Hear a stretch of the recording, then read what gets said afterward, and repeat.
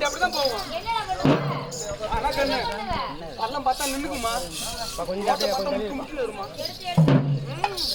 ஏன் அத்தா மகள சரணா ஏன் பக்கம்